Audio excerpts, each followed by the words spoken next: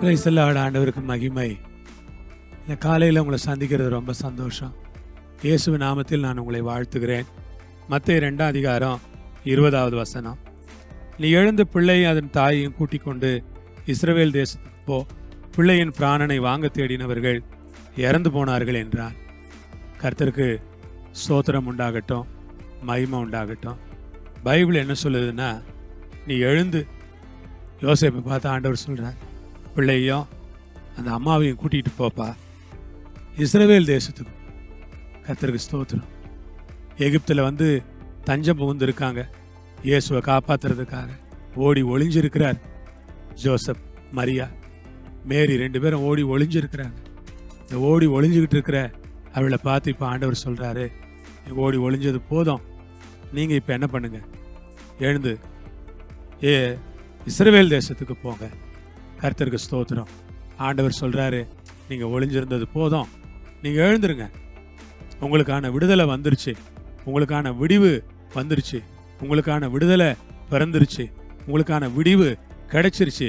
அதுக்காக கர்த்தருக்கு ஸ்தோத்திரம். ஆமாம், எப்படி கிடைச்சிருச்சு தெரியுமா? நீங்கள் எழுந்து இஸ்ரவேல் தேசத்துக்கு போங்க.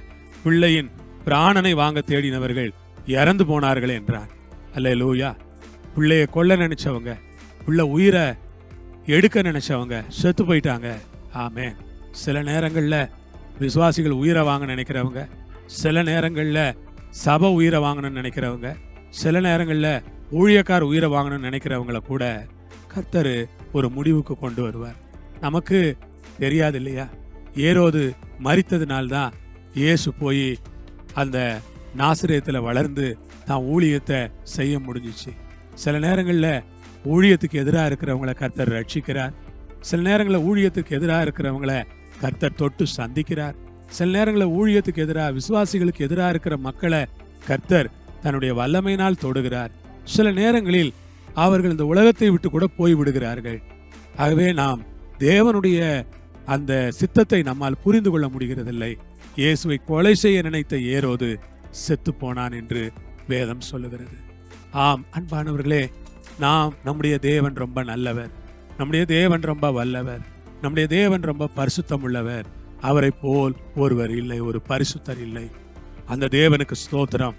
அந்த தேவனுக்கு எதிராய், அந்த தேவனுடைய பிள்ளைகளுக்கு எதிராய், அந்த விசுவாசிகளின் குடும்பத்துக்கு எதிராய், கூட்டத்துக்கு எதிராய், சபைக்கு எதிராய், ஊழியக்காரங்களுக்கு எதிராய் யார் எழும்பினாலும் தேவன் அவர்களை இல்லாமல் போக செய்கிறார்.